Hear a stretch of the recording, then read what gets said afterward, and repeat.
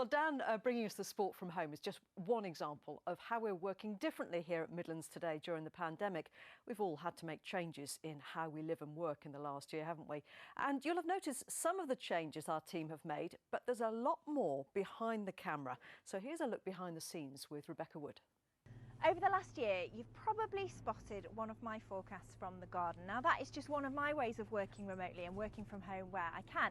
There's just me, my phone, a tripod, a light, and lots of dogs. Sometimes there's two tripods though if I'm trying to be clever. But that's not the only way we're doing things remotely where we can. Even when we're at home in different parts of the region, we're able to come together with an editor to cut the pieces which make it to air. And in many ways, it's also how we gather the pictures and interviews to make the finished film. In some cases, we're still going out to film in the traditional ways, like when Giles was reporting on floods. When it's an important, a developing story, like the floods here in Shrewsbury, and when we feel we can deploy safely, we are doing so.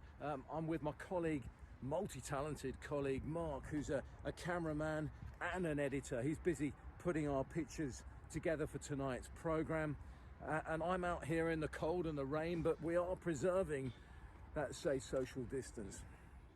Well, the snow and ice has also affected several coronavirus. And whilst things might not look too different in the studio on your telly, there have been lots of changes there too. Before the pandemic, when the studio was busier, Mary and Nick would have been joined by up to 3 camera crews. Now there's just one to maintain social distancing. We're using screens and PPE in the gallery too. That's where our brilliant technical teams sit to make sure we get to air. The office is quieter too. We're trying to keep as many people out of the building and off the roads as possible. Our morning meeting is now held over Zoom, which means we all get to catch up with each other at least once a day, even if we are working from home. We'll keep working this way until it's safe to get back out on the road like before, and we look forward to seeing you all there then.